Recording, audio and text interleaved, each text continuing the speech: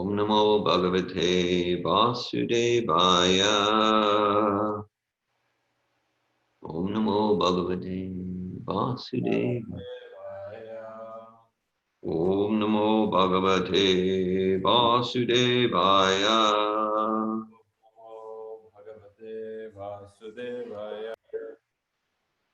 Om Namo Bhagavate Vasudevaya. Om Namo Bhagavate Vasudevaya. Hare Krishna. It's July 12th, 2020. We're reading from Srimad Bhagavatam, Canto 2, Chapter 7, entitled Scheduled Incarnations with Specific Functions. We're on Text 11. Text 11, Chapter 7, Canto 2, Srimad Bhagavatam. Satre Patre Mama Mama Asa Asa Bhagavan Bhagavan Ayashirasa Ashirasa Ata Ata Sakshat Rakshat Sa Ta Yagya Purusha Yapurusha Tapaniya Tapaniya Varna Varna Chandamaya Maya Makamaya Makamaya Akila Akila Devata Atma Devata Atma Vacha Acha Babhuvu Abhugo Pushati Shati Svasata Asata Asya Asya Nasta Asta Satre Mamasa Bhagavan Hayashira Sato Atre Mamasa Bhagavan Hayasi Shastro Sakshat Sayagya Purushas Tapaniya Varna Akshat Sayagya Purushastapani Avarna Chando Mayo Makamayo Kila Deva Tatma Ando Mayo Makamayo Kila Devatatma Vacho Babhubur Ushati Swasatosya Nasta Asho Bhabu Purushati Swasato Sanasta Satre Mamasa Bhagavan Hayashira Shato Atre Mamata Bhagavan Hayasi Rasato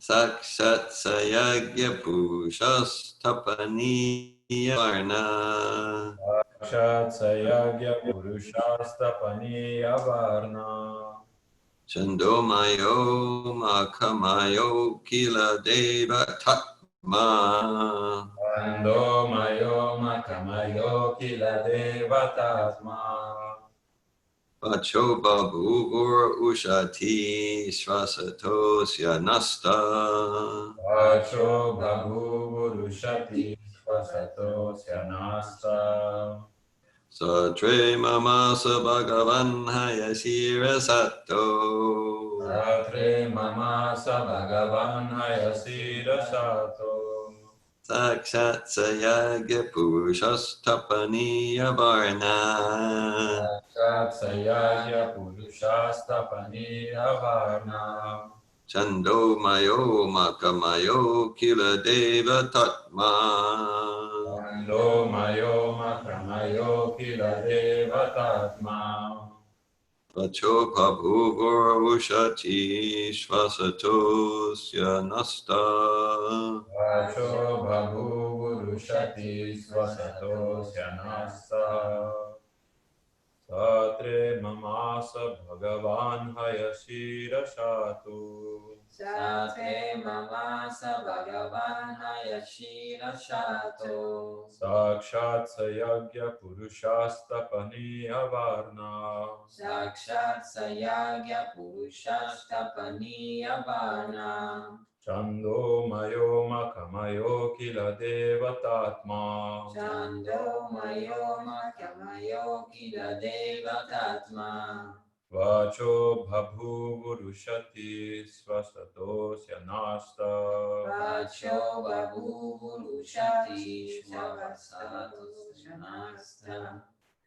Satre mamasa bhagavan hayashira shato. Satre mamasa bhagavan hayasira shato. Sakshat sayagya purushashtapaniya varna. Sakshat sayagya purushastapani avarna. Chando mayo makamayo kila devatatma. Chando mayo makamayo kila devatatma. Vacho babu purushati shvasato sanasta. Vacho bhabhu vurushati swasato syanasta. Satre mamasa bhagavana yashira shato. Satre mamasa bhagavan hayashira sato. Sakshat sayagya purushastapaniya varna. Sakshat sayagya purushastapani avarna. Chando mayo makamayo kila devatatma. Chando mayo makamayo kila devatatma. Vacho babu shati swasato shanasta. Vacho bhabhu vurushati swasato syanasta.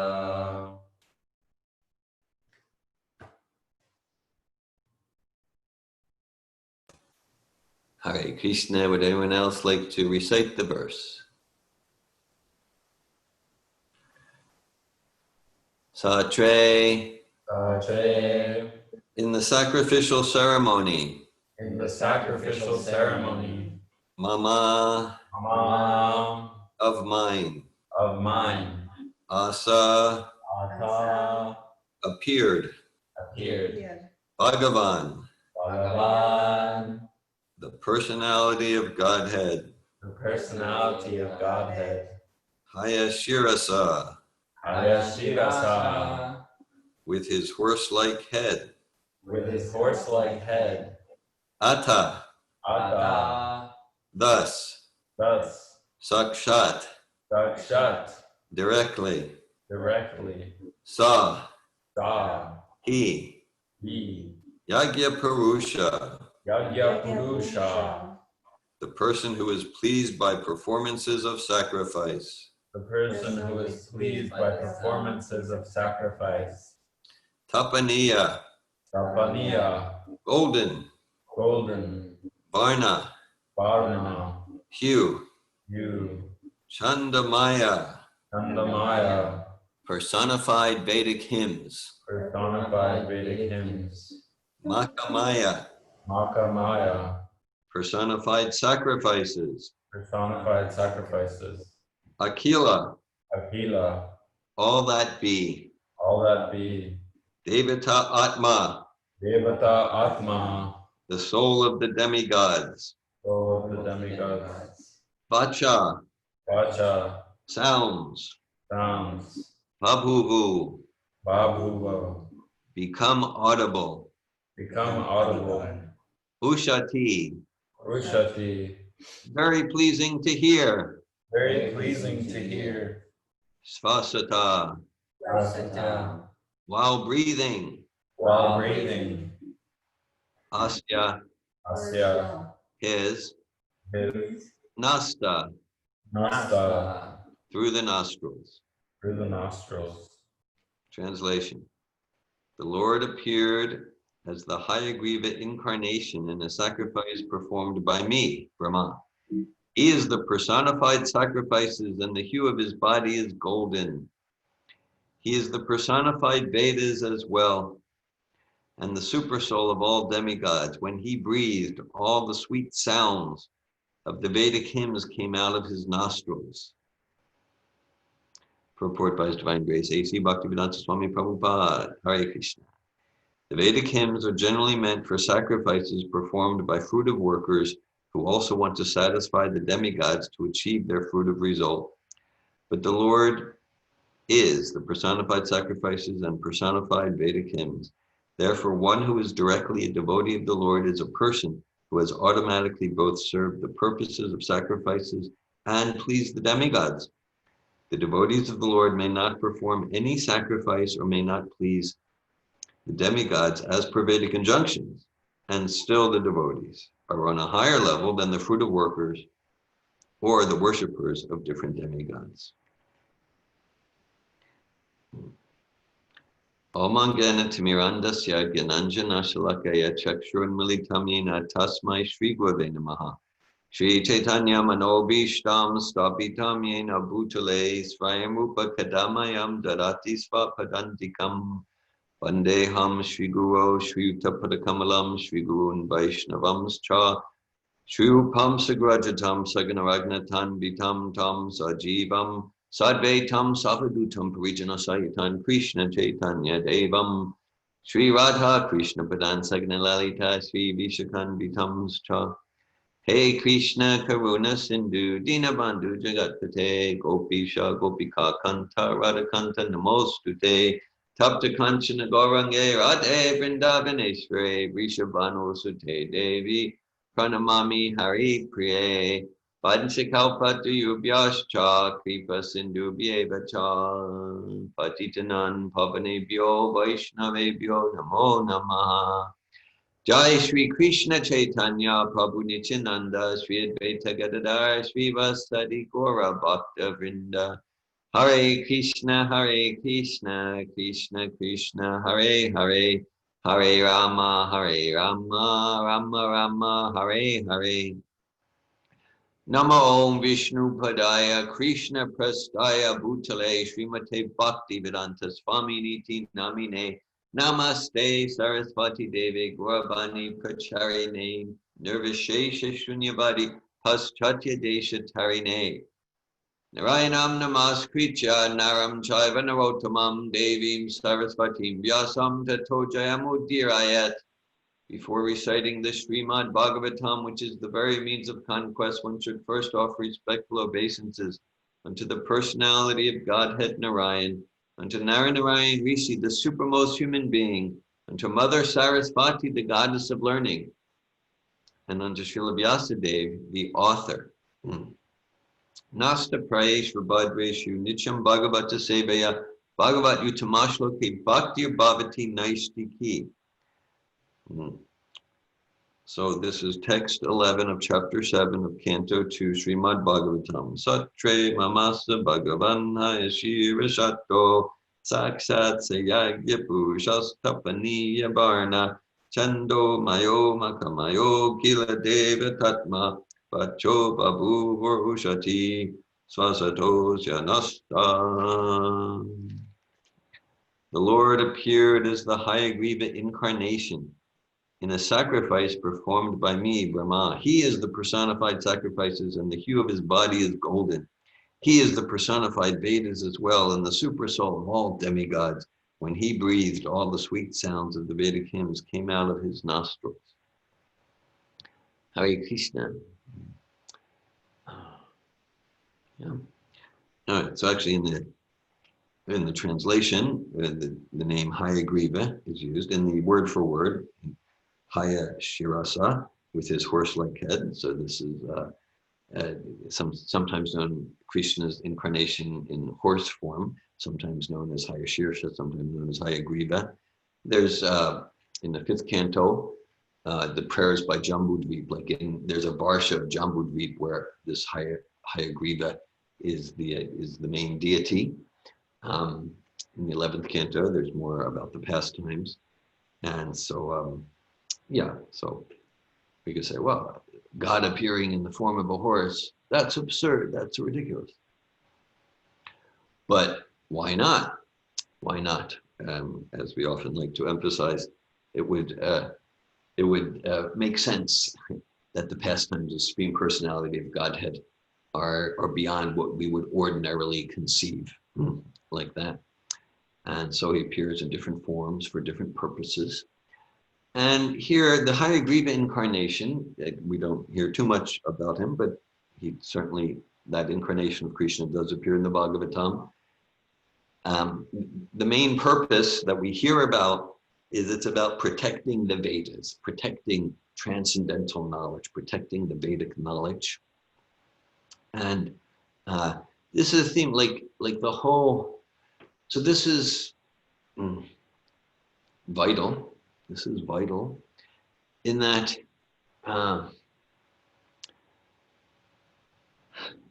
so the Vedas, and when we say Vedas, there's kind of like a narrow understanding. There's the four Vedas, or even the Vedas, the Puranas, the Upanishads, Bhagavad Gita, that's called the Shruti Veda. But even like whatever aspects of the Bible or the Quran are authorized, are actually coming down intact from God. Whatever aspect of any revealed Shastra, that's Veda. Veda means knowledge. So wherever there's true knowledge, wherever there's true knowledge means connected with Krishna. Otherwise, it's knowledge, but it's lacking vastu, it's lacking substance. The substance, just like we use that analogy so much, like if we're in a virtual reality game, okay, or a dream, and so okay, so there's trees in that virtual reality. There's an ocean in the dream. So in a sense, it's real because there's some real mental energy going on, but it's lacking substance until it's connected with spiritual source. So I mean, in the material world, there's it's pervaded by the three modes of nature, tamas, rajas, and sattva. True. At the same time, it's all in the sometimes we speak about the context. There's the container and the content. There's the context, it's all in the container of ignorance. It's all in the context of vidya, of ignorance. And now within that container, it can be relatively more sattva, rajas, or tamas, like that. So just like again, in a dream, there could be nice dreams where we're feeling some happiness, or dreams where we're terrified, whatever. But it's all in the container of ignorance. It's all in. I'm sleeping. I'm snoring. I'm in a dream. I forget who I'm forgetting who I am. I'm forgetting my actual identity as this person, and I have these relations and the names of my relatives and the bank account. That's all forgotten. That's all forgotten in the dream. So it's all in the context of ignorance. And so so ignorance is a suffering condition. It's a suffering condition. It's suffering. Remember, this was in some of my early days in Bhakti Yoga Ashram in Israel. This was like before Tel Aviv temple president, before the Druze Arab preaching. And I remember I was going on Sankirtan in Tel Aviv, and I was knocking on some apartment doors, and and one young fellow, he answered, maybe about my age. I was like 24, 25 at that time, a young fellow, and he was clearly into like Eastern type spirituality, and so we talked, and he took the books I had. I had some paraphernalia also, but he was interested in like that. And then he described that he had a guru, and he had already gotten an initiated name from his guru, And his initiated name was Avidanand. Avidanand. That was his initiated name. So we could do some quick translation. That Anand is bliss, and avidya is ignorance. So his guru gave him the name, the bliss of ignorance. I'm not making this stuff up just to have a joke or something. No, really. And he was my name is Avidyanand, the bliss of ignorance. And I'm not going to say the name. His guru he's a well-known international figure, and like that, representing what representing pop Eastern spirituality, like that. So he's like that, and so and his whole lifestyle represented a Vidyanand, like that. He was very open-minded. He was very open-minded, so like that. So he had some. We had actually a nice connection, but in his apartment there, it was all about a Vidyanand, which is okay. I mean, it certainly reminded me of some things I was into just a few years previously. But the special quality here is he had a guru who gave him a Vedic name, like that. So that's true, because the idea is to come out of ignorance is actually blissful. No, it's not. To come out of ignorance is painful, and that's why in Sophotro we talk about survival strategies and avoiding the pain. So if we actually experience our experience, then it's actually painful, and we experience maybe shame, we experience fear, right? Because we're identifying with this body, so it's fearful, and that's the whole idea. It's the whole idea of like the regular principles. We can talk specifically about the regular principle of no intoxication, but all the regular principles. It's to take away the escape hatches, just like all the ground rules in a Sophotro seminar. It's take away the escape hatches, because we're suffering, we're in pain, so it can feel like, oh, that's bliss, to numb the pain, Okay, so avidyan, but it's not the actual bliss of the soul. That's more some sort of escape from misery, So we experience our experience, and we talk about that so much, and that's the idea, that we experience our experience and we realize, yeah, I'm suffering here. Sanatan Goswami was a very successful personality in all ways, and when he first approached Lord Chaitanya, he says, "Kami Kanima Jari Tapatrai," and so he says, yeah, people think I'm this great. People think I got it together. People think I'm this great personality, but Cam, I don't even know who I am, and I'm suffering. I'm suffering from my mind. I'm suffering from my body. I'm suffering in the threefold miseries. Please guide me. Similarly with Arjuna. Arjuna is this great personality, but then he's not running. He's not running from the pain. He's not running from what hurts. And he goes, okay, I'm suffering due to miserly weakness. I'm lost. I'm confused. In this condition, please, Krishna, guide me. And similarly, Sanatan Goswami says to Lord Chaitanya, please guide me. So Krishna and Lord Chaitanya, these are full representations of the Vedic knowledge.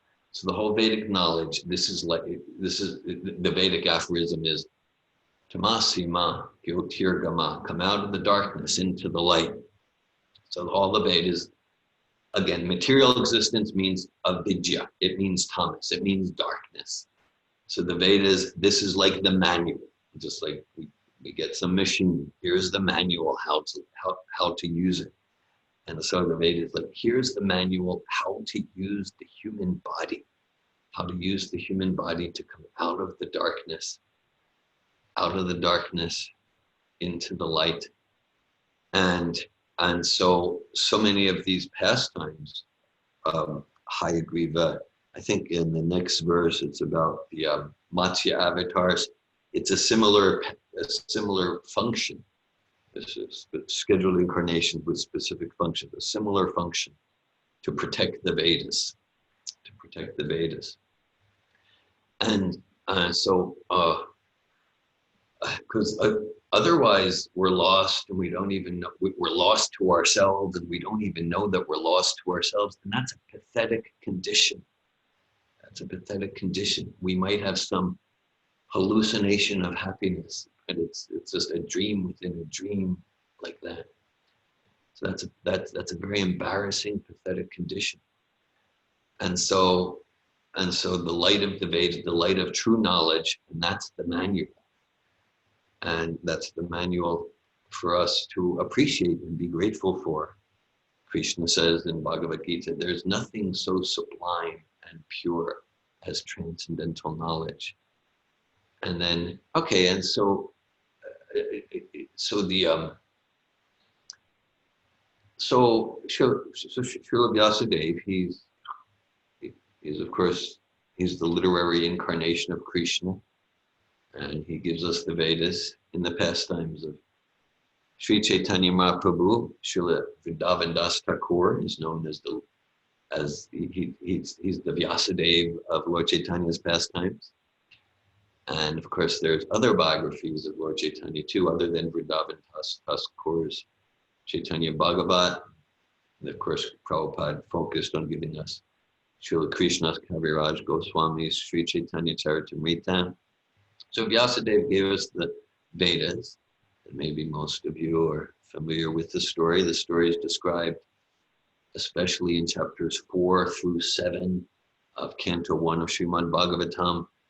Vyasadeva, he was still distraught, even though, because the Vedas contain knowledge about all aspects, all areas of human endeavor, military science, art, theater, medicine, the Ayurveda, and astronomy, and there's guides for how to do business, and how to relate, and everything. It's all there. Chemistry, physics, it's all there. And still he was dissatisfied, just like in today. In one sense, Vyasadeva, he gave all the technology. For material advancement with the spiritual base, but the spiritual base, especially with the mentality of people in this current age, Kali Yuga. It's described, Vande Shri Krishna Chaitanya, Nityananda Sahodidal, Godade Pushpavandal, Chitral Sandal, Tamo Nudal. I offer my respectful obeisances unto Shri Krishna, Chaitanya, and to Lord Nityananda, who are just like the sun and the moon. They have arisen simultaneously on the horizon of Gauda to dissipate the darkness of ignorance in this age of Kali and to wonderfully bestow benediction upon all. And so, especially in the darkness of this age of Kali, people were missing the spiritual essence. And in a sense, Vyasadeva, just like in modern day, in many parts of the world, like the parts of the world where we live, there's a lot of technological advancement. Prabhupada says right in his preface to Bhagavatam that in a sense, the world's not in the darkness like the so-called dark ages or middle ages. There's a lot of advancement in education, culture. And he says, but there's a pinprick somewhere. There's what's missing is that one that gives value to the string of zeros, that one of realizing who we are, spirit, soul, that one of putting God, Krishna consciousness in the center. And so Vyasadeva was distraught because he could see, even though all this technology for a nice material life is there, still people will miss the essence. And at most, okay, most maybe they'll improve their material condition and still take another birth. And so, because all of the Vedas that Hayagriva is appearing to protect, and Matsya Avatar and Lord Brahma, all of the Vedas, all of this knowledge in all fields of human endeavor, they're meant to bring one towards 100% all the time devotion to Sri Krishna, the personality of Godhead. Anarto pasamam sakshat bhakti yogam ad hokshaje lokasya janatad vidvams chakre sattvata samhitam. So that describes Vyasadev's realization that people in this age of Kali, they're suffering because of misidentification of the spiritual self, the eternal spiritual self with temporary matter. Matter is intrinsically temporary. It's temporary, dead, and a source of misery. Whereas the nature of the self is eternally, Satchidanand, eternally full of bliss and knowledge.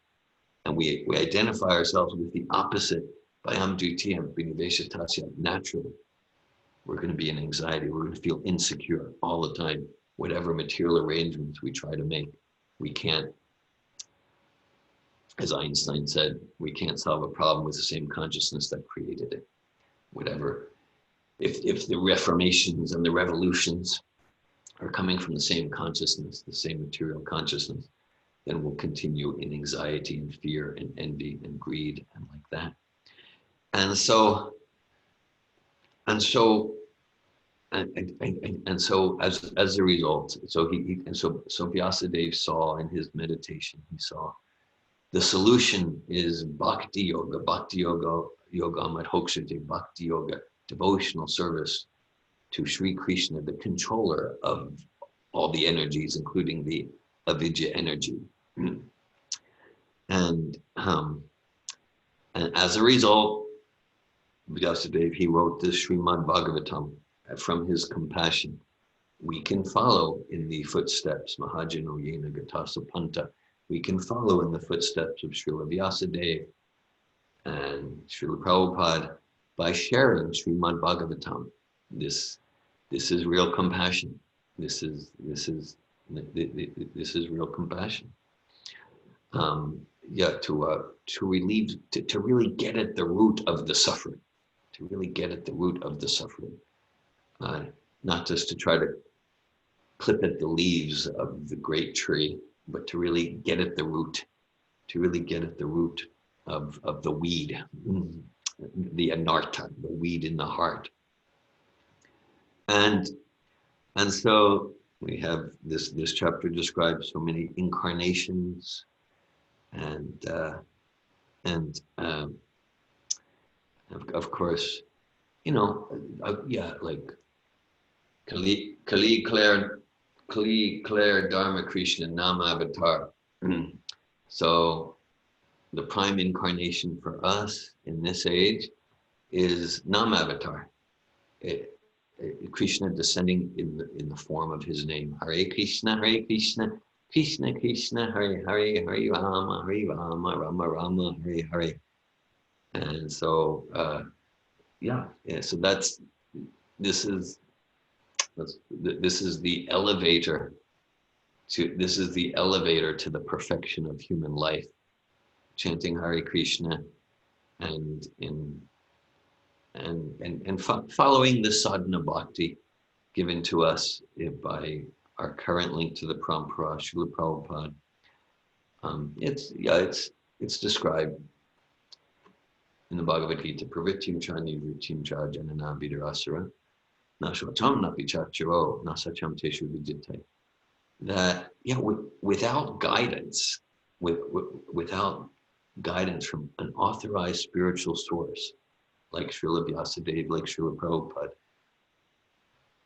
if we reject that guidance, and we get to be so grateful that we have that guidance available, and if we reject that guidance, then we don't know what to do and what not to do, and the result is then there's no truthfulness, no good behavior, we don't advance towards the goal of human life, self-realization and pure love of God. Yashastra Dirivuchuja Vartate Kamakarta Nasa Sirimavapnoti Nashocha Nasa Sirimavapnoti Nasacham Teshu Vijite. So so Krishna says, yeah, like if one rejects this guidance from the Vedas, guidance from revealed Shastra, then it's just like we've got this machine.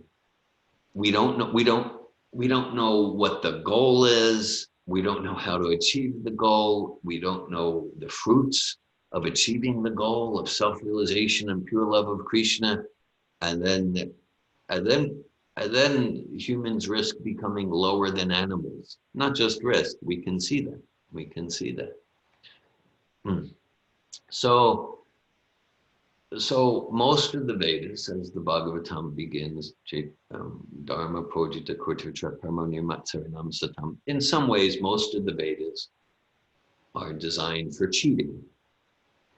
In a sense of like, yes, no, you'll get your material gratification, and then sort of tricking us to make some spiritual progress on the way towards Sattva Guru, like that. And then this process of bhakti yoga, whether sadhana or raganuga, this process of bhakti yoga, it's getting to the goal of all of the cheating approaches. I say cheating, of course, yeah, it's kind of like, it's not that Vyasadeva is cheating with some alternative egoistic agenda, but just kind of meeting people where they're at and then supporting them to come out of the darkness into the light. And so we want to meet ourselves where we're at. And meeting ourselves where we're at, then we'll get, I know when I'm meeting myself where I'm at and I'm not numbing myself, I know I can look at my numbing avoidance strategies. I mentioned a young fellow in Israel, a Vidyanand. So I am definitely a Vidyanand in some way, still looking for bliss in all these ignorant places. So whenever we point the finger, there's 3 fingers pointing back at me, and then I'm alive to my experience, and I see it. And so whenever I'm going outside of the guidance of Vyasadeva, Srila Prabhupada, if I'm honest, I'm miserable, I'm disconnected, I'm alienated. Whenever I'm connected with that, whenever I'm connected with the light of the Bhagavan, then I feel relief, I feel some joy, I feel enthusiastic. Like I've done the experiment both ways, tens of thousands of times, millions of times, and the results are consistent. So, this word sin it's a very politically incorrect, triggering word. But if we kind of deconstruct sin, oh, you're sinful. Like anything we do, say, or think that alienates the self from the self, that moves us further away from inspiration to serve God with love and devotion, we can call that sin in its essential form. Sometimes when we think of sin, there's this mentality of, I'm scared I'll be punished for my sins. I'm scared I'll be punished. That can be a whole discussion. Material world, in a sense, it's about punishment, but not really. It's about rehabilitation. Just like ideally, the prison system, it's not intrinsically about sadistically punishing the prisoners. Ideally, it's about rehabilitating the prisoners to be contributing members for society, and that's where those human beings that are currently in the prison, that's where they're also happy. They're not happy in criminal life. So the real fear really ought to be like, I'm fearful that I retain and am attached to the desire to continue to sin, because that will continually keep me in solitary confinement in the prison. Because whatever I've done till now, okay, whatever reactions come, but Savai pumsam paro dharmo yato bhaktirat hokshaji. Ahetukya pratiyata yatma suprasidati. That the bliss of the soul, the happiness, the freedom, the security, the brightness, the joy, that comes through steady devotional service. And nothing material can get in the way if my desire is sincere for that. And if I have a desire for something else, that's what I should be scared of, because then I'm getting myself in the dungeon of material existence through those desires. Okay, I'll stop there and I'll read the verse, and I'm glad to hear your comments and questions. Satre mamasa bhagavan hayashira sato sakshat sayagya purushas tapaniya varna chando mayo makamayo kila devatatma vacho babu purushati swasato syanasta. The Lord appeared as the Hayagriva incarnation in a sacrifice performed by me, Brahma. He is the personified sacrifices, and the hue of his body is golden. He is the personified Vedas as well, and the super soul of all demigods. When he breathed, all the sweet sounds of the Vedic hymns came out of his nostrils. Hare Krishna, thanks for your association and attention. I welcome any comments or questions at this time.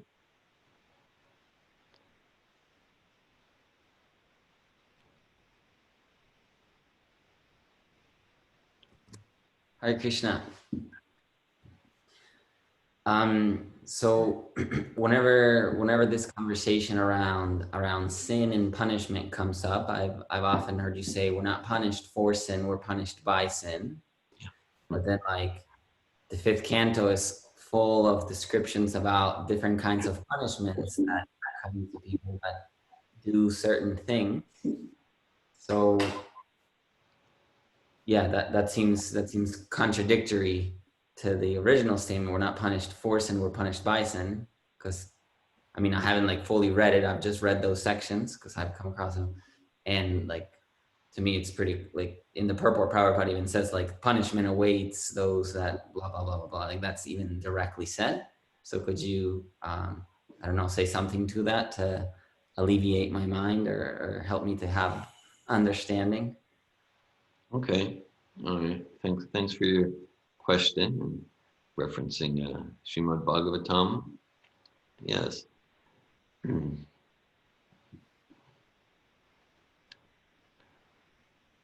So, well, a few things come to me in relation to your question, Eze. So yeah, thank you, Rukmini, for the verse there. Yeah. So, yeah, I've heard this statement. We're not punished for sin. We're punished by sin. I've heard that attributed to Saint Augustine, in whatever language he would have spoken it, Latin maybe, or something like that. Okay, so yeah, I really like it, and for me, it's completely resonant with Vedic philosophy, not just philosophy, but psychology. And so that we're so that's where we focus. That's where we focus. We're punished by sin, and I think that's so resonant with, what should we call it, with where we come from in the Saffito approach to bhakti yoga, things like that. We're not focusing so much. We're not focusing so much on you're punished if you do that, you're rewarded. We're looking at consciousness. Okay. And I'll get to the punishment part maybe in a few moments, but we're looking at consciousness, because apart from the external punishment part, then it's just so true. It's just so true. I mean, I experience it all the time. Yeah, that if I'm acting in a way that's degrading for my soul, that's polluting for my consciousness, then apart from whatever punishment I get from the cosmic government, then I'm punished by sin. I feel shame. I don't want to look people in the eye. Yes, I feel disconnection. I've lost my enthusiasm. I'm feeling I've sunk in the pit. So let's just say that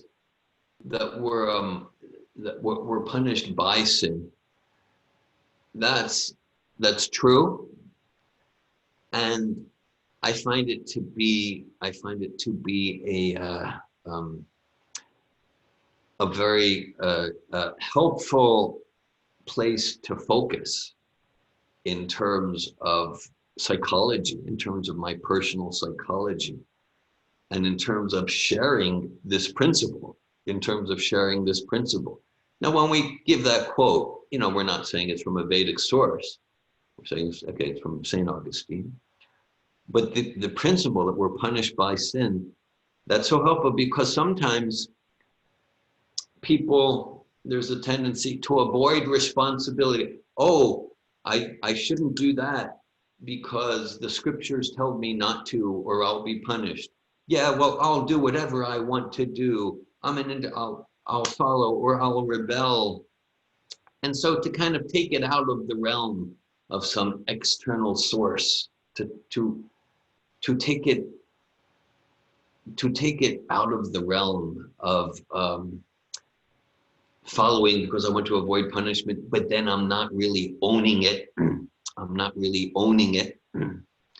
And we see that so much. Oh yes, I do that because I'm a Catholic. I do that because I'm a Hare Krishna. I don't do that because I'm a Muslim, or like that. And then inside, there can be a lack of substance and authenticity. There could be resentment because I'm not owning. It's one thing to say, oh yes, well I do that because I'm Hare Krishna. I don't do that because I'm a Catholic or this or that.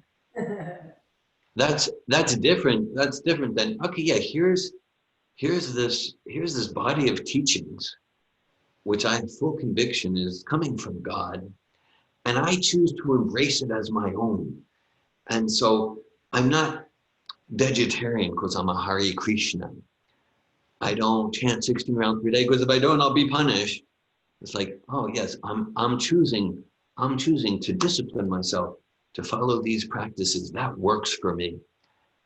And so when the conception of sin is just like it's about punishment or reward from some external source, we can lose that. We can become disconnected from owning our choices in relation to spiritual life and spiritual practice. That's why I like that quote. And then we're okay. And then as far as we're not punished by so we are punished by sin. That's absolutely true. That's absolutely true. And then we're not punished for sin. Okay, that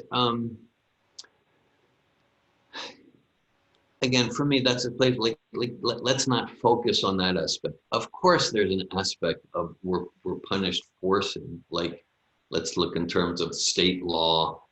Let's say if we steal money, or we murder someone, or we break someone's window. Well, sin in the sense of breaking a law. So we're punished by that. We're punished by that because we feel terrible. Maybe we feel so guilty and shame we numb it, and then we develop a real criminal mentality because we're numb to the actual painful feelings of that and the shameful feelings.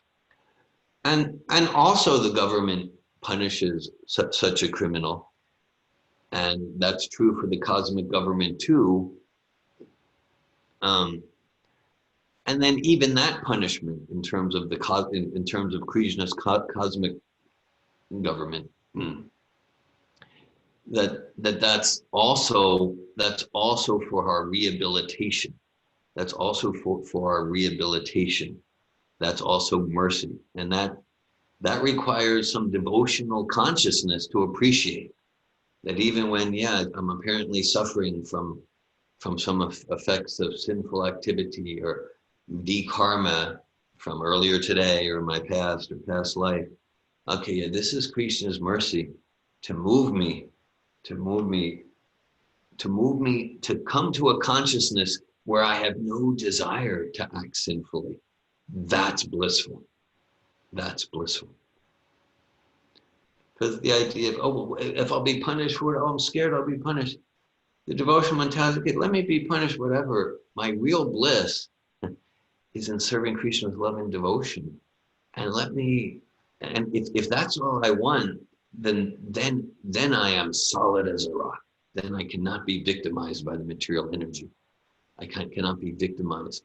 As long as I have any desire to act in a way that alienates the self and from the supreme self, then I'm prone to be punished by sin, to feel all of that shame and self-hatred that goes along with that, and also to be punished by the cosmic government like that. And so intelligence means to really fear my desire to continue to act in a way, to act in a sinful way.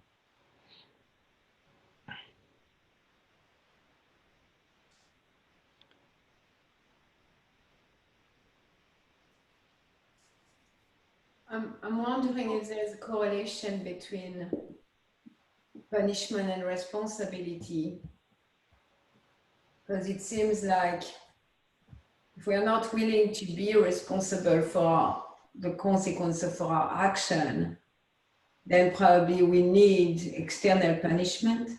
Yeah. Like I think of a child, like they do things that their parents don't want them to do. And some children, they will understand, well, yeah, the way I acted was a disturbance for the household, or it was a disturbance for mom or dad, it was a disturbance for whatever. But like another level of not being responsible is to get punishment, but also that fear of punishment seems to be also a way to avoid responsibility. There's a connection there. I'm not more clear, but I'm sensing there is a connection. That like, oh, I fear that's why I'm not eating meat, or I fear because then I act properly, instead of like really owning responsibility for my action and the consequence of my action according to the laws. I know, like in a 12-step program, Yeah. there is the amending part. Yes. And they tell a story of a person was a thief, and he will go to people's house and break in their house and steal valuable. And and that person went to prison, and he really understood that thing about being punished by sin instead of for sin. Because when he was in jail, he did some soul searching work inside. And when he came out of jail, he went back to the people that he robbed and didn't get caught for. And he went to them and he acknowledged what he had done, risking prison in a sense. He was risking prison again. So for him, his integrity and being responsible was more important than his so-called freedom outside of the prison. So we can also like look at what that means for us also in terms of the cosmic laws like that. So because for him, he was preferring to be in a prison than to be out of integrity and not responsible. That's a very inspiring story. Thanks for sharing that story and that true perspective. Yeah. So to get like this, I don't want to be punished for what I did. It means that I'm not taking responsibility. And so that person, the government punished him for what he did, but the government's imperfect, so it didn't catch all his crimes. but he was so responsible. He was just dedicated to integrity because he knew, let's call it from a spiritually selfish point of view, his actual happiness and inner peace is living in integrity and not trying to get away with something without punishment. And so even though the punishment, only partially punished him for what he did, he went back, and because and so our ultimate integrity, and we don't want to misuse this, our ultimate integrity, Krishna describes in the 66th verse of the 18th chapter of Bhagavad Gita, Sarvadaman Parityagya Mamekam Sharanam Vraja Tvam Sarvapapebhyo Mokshaya Shami Mashucha. Krishna says, surrender to me, I'll deliver you from all sinful reaction. And so, which means that, let us give that's the soul's integrity, love and devotion to Krishna, and let Krishna punish me. Let Krishna handle me however he wants to handle me. And this is the mood of a devotee. Mm-hmm. It's, that question of Ezi is so connected with the verse today, because I study for that verse. Anyway, so my understanding is that at the end of the Kalpa, people were so sinful and so degraded that in fact the Veda completely disappeared. Yeah. It's not like they got lost, but like Krishna appears, Krishna disappears. So the Veda disappeared. Yeah. And then it says that also there was ignorance personified that stores the Veda. So it comes to a point that the degradation is so deep that there is no hope for the soul anymore. There is no hope for reformation through the Vedic system. And then the only way is purgation. Yeah. Purging the level of gunks that's there, because the Veda disappear because there is no mean. It's so the soul are so covered that there is no hope for them. So that purgation is also something that's so merciful and yeah. Thanks for sharing, Melanie. Bhakteen Kim. Thank you. The whole subject of reward and punishment is like really triggering to me, because like when you're brought up, when I was brought up in the Christian group that I was brought up in, I felt like that was what everything was about. You were good, you got rewarded, you were bad, you got punished. And I always felt like it was God, that was the source of the reward and the punishment, which I guess is normal to think that.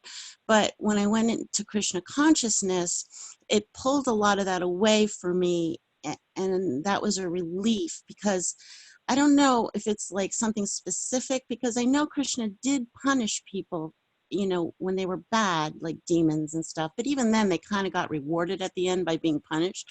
But I don't know, it pulled it away from me. And I feel like it was because I started to see punishment as it's just part of the world that Krishna did create, but it's karma. So like if I touch fire and I get burned, I don't think, Krishna, why didn't you punish me? I think, well, it's just part of material nature, and I did something and I got punished. And I don't know, pulling that away from God as punishing me directly and seeing it more as, the material world and how it's set up, I don't know, really helped me, I felt, with my relationship with Krishna and spiritual life. I don't know.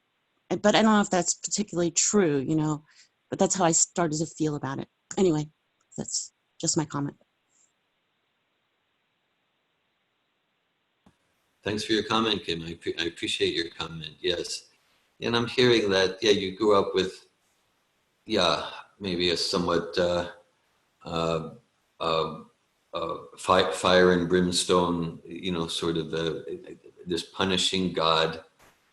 And then as you come to Krishna consciousness, there's more of this understanding of the philosophy of karma, of personal responsibility, and that really God, Krishna, is all merciful.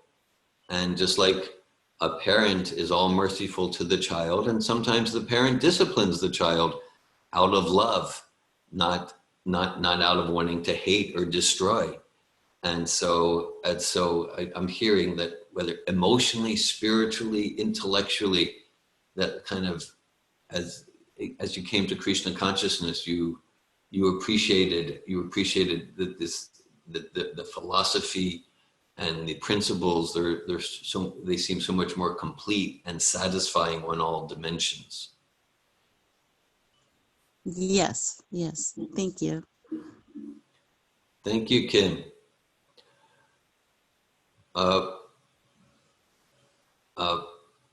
Brielle. Hare Krishna. I was just thinking that,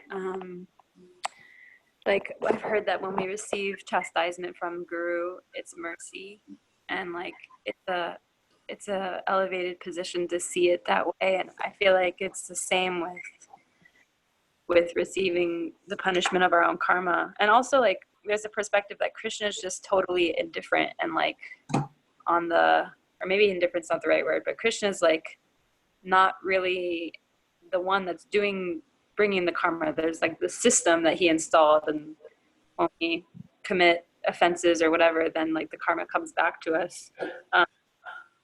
So there's that perspective. And then at the same time, it seems like I guess I appreciate the perspective of seeing whatever comes back as actually mercy, and like that God's chastisement is love and not like this resentful punishment that's coming back. Yeah. Thanks for sharing that, Brielle. Yeah, and that's so much a core foundation of Vaishnava philosophy, that the karmic reactions, including what we call the negative ones, it's a loving parent disciplining their child. If a parent is always just giving the child what they want because I'm a nice parent, well then the child doesn't develop their own sense of responsibility and character, and to spontaneously realize all of the negative karmic reactions, punishments, as this is the mercy of Krishna. That's pure devotion. That's the liberated platform. Tate nukampam susamikshamano pujana evatma kritam vipakam vidbhagva purbir vidadanamaste jiveteo mukti pade sadayabak. That's a real devotional heart. Thanks for that, Brielle. Yeah, I just want to say one more thing to make an analogy, that when I staffed the last advanced course with Eze, that we were doing this, I don't know who's in the group, so maybe we were doing this one process, and we were kind of getting carried away and like having fun on our own. And then you came and chastised us, and it was like this thunderbolt and like of anger, and like you laying a boundary, and it burned. I know it burned like inside. It burned me to receive that from you. And then at the same time, like I knew it was like mercy. Like I knew it was. I think Eze and I like laughed at how uncomfortable it was, and also we understood that like we were losing like sight of the essence of what our service was in the moment. So yeah. Hare Krishna. Hare Krishna. Thanks for sharing. Daru Brahma.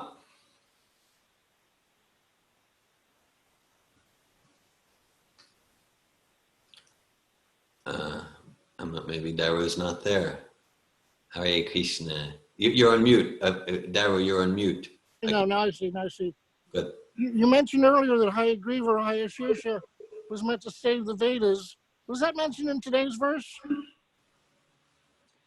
I'm going to say indirectly. It talks about Hayagriva, and it talks about he is the personified Vedas. So it doesn't go so much into detail that his particular function was to save the Vedas.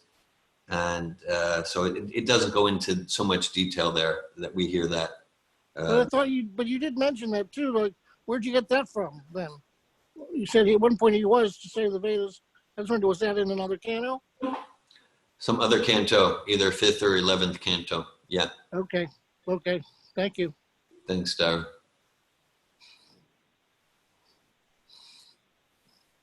It looks like there's a question from Rama in the chat. I'm just not seeing Ramachandra here. In the chat, Ramachandra wrote, coming out hiding in ignorance feels so intolerably painful. What can give strength continue to try to get out of ignorance while tolerating the path of the process? Okay, I appreciate the question, but I don't see Ramachandra here right now. So if there's another question from someone who's here at the time. I could ask the same question. I'm interested to hear a response to that myself. Can you reframe?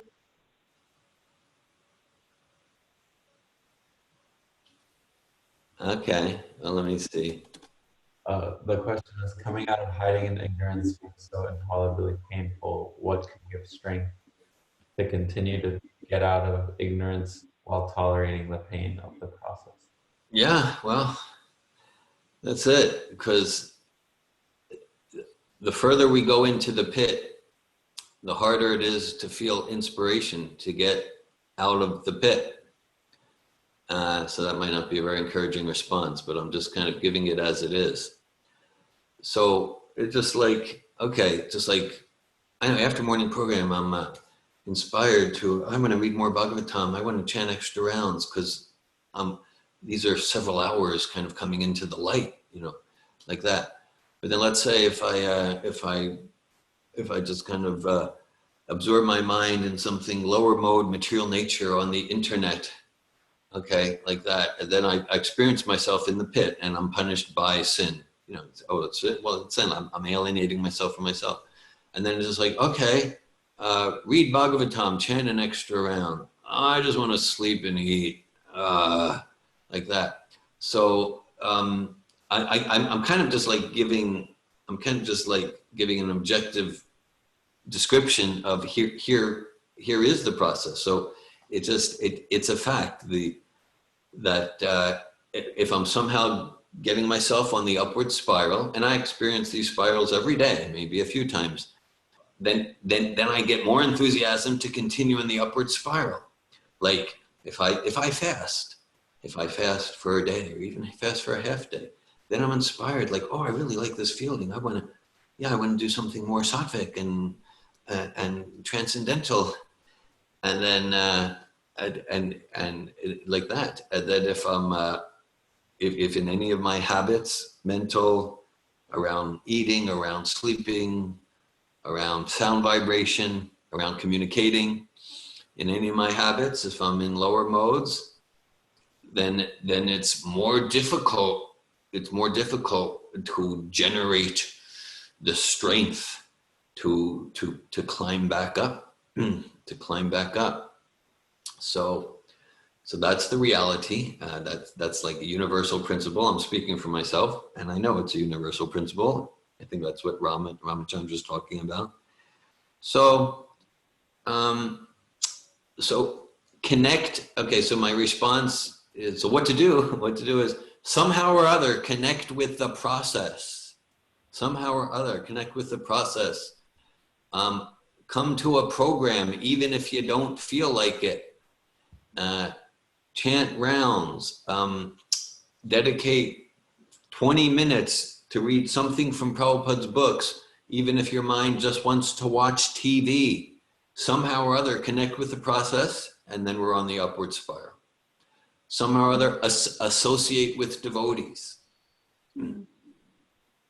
It's you know, like the question, Ramachandra's question, your response to that question led to my question. Was just before you we had a question of like, okay, when we act in a way that's separated from Krishna, you know, we can look at the reaction or the punishment in terms of external, like losing money or fighting or being sick and all that, but it seems to me that more painful than that is to lose the taste for Krishna consciousness. But then what kind of punishment is that? If it's a punishment, because like if the goal is Krishna consciousness, losing the taste for it is not giving us, like bringing us closer to Krishna. See, like if the punishment is something material, I think it's easier to deal with it. But when the punishment is something spiritual, like recently I was speaking with a client who was saying, I cannot chant.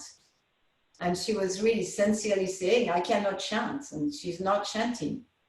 And I was feeling so much pain. It seems like, oh, I got scared. What if one day I get up in the morning and I cannot chant? It seems so violent. Yeah, thanks for sharing that. Well, for me, that points to, the principle of responsibility that you brought into the conversation. That that the taste for Krishna consciousness, it's not cheap. It's not a cheap thing, and so Krishna's reciprocating with his devotee or aspiring devotee. That like, yeah, if because like this taste, and like one drop of this taste is worth more. It's more satisfying than an ocean of material so-called happiness. It's millions of times more satisfying than impersonal Brahman liberation. And so Krishna is saying, like, yeah, like if you want to cultivate and expand this taste, yeah, it's not a cheap thing. You can't coast. You need to go deeper. You need to be more determined. You need to work for it, just like you work for anything material. So this taste is the most valuable nectar in creation. And so I get, like, also in that so-called punishment, it's Krishna saying to the devotee or aspiring devotee, are you really sincere that you want to love me? Are you really sincere? So you need to go deeper, focus in, and give up nonsense. So I see Krishna's like he's kind of reciprocating with the devotee, supporting the devotee to go deeper in their determination to serve Krishna if they choose. Because the idea, I've fallen into the pit, I've lost the taste. All right, so let me use some intelligence. So, okay, somehow let me climb out. This is tough. Let me climb out. Let me associate with devotees. Let me read a verse from Bhagavad Gita. Let me climb out and let me absorb something that, okay, next time I'm not going to be so easily tempted by Maya and so easily tempted by my senses and so easily tempted by my frivolous false ego. Next time I'm going to be more sober. It seems, I hear what you're saying, but the nature of Maya or illusion is that we don't know that we are in illusion. So I can be in a place like, yeah, I don't chant, or I don't read, or I don't have the tests, so I'm doing something else, and be in illusion that I'm okay. Yeah. The nature of Maya is like, it's not the throwing potency that's scary to me. It's the fact, it's like the covering potency.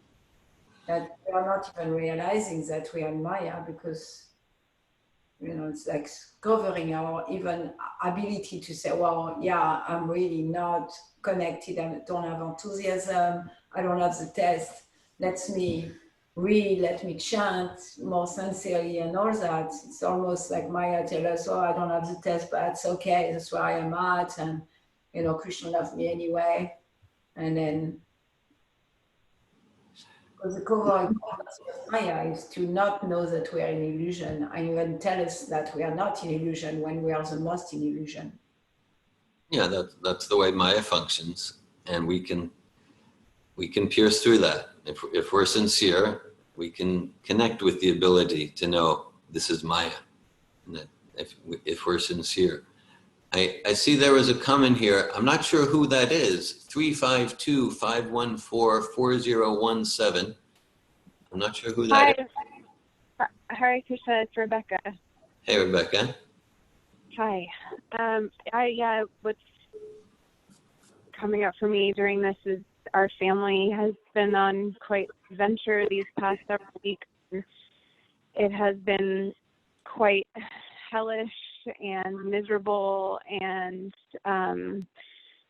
I've noticed that it's really been I haven't felt as connected in my Krishna consciousness, or even connected anywhere else except for what's been happening. And I've noticed that I've started this habit of getting this beverage out at a store, and I noticed that I thought, wow, I'm doing this because I'm wanting to enjoy. I'm wanting to enjoy, because I'm suffering so much right now. Like I'm choosing this material.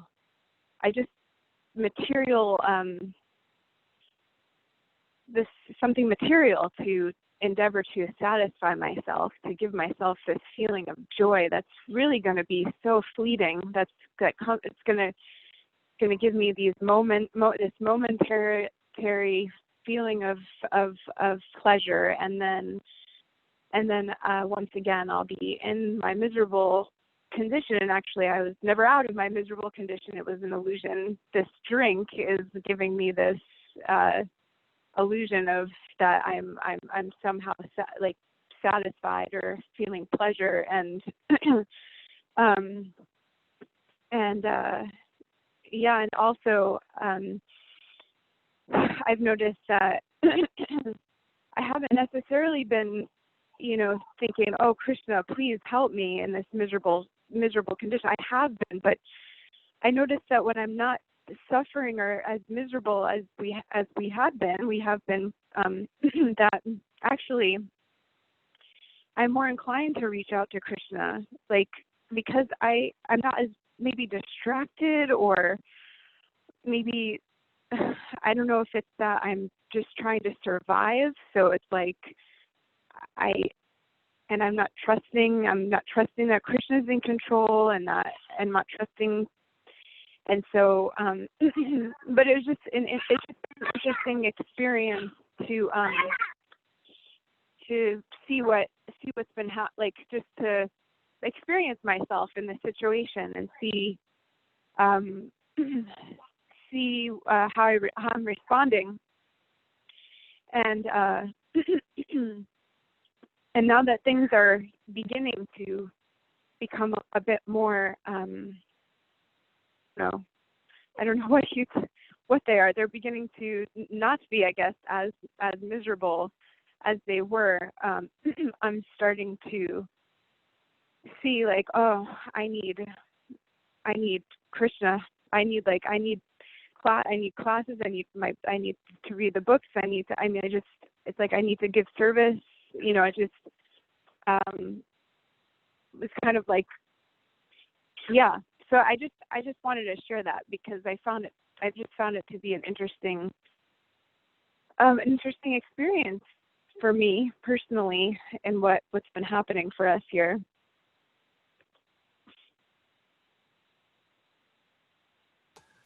Thanks for sharing, Rebecca. I'm very glad you came to class and discussion today. I get that that's you taking a stand, that you're not going to roll over and play dead in the hands of Maya. You're taking a stand from wherever you're at to connect with the process and go towards the light.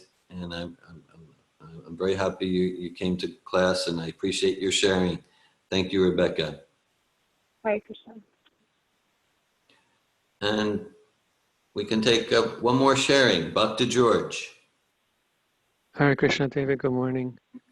I'm appreciating very much this verse, specifically the section where it mentions sacrifice in terms of fruitive activities. And I'm looking at myself very much in regard to that.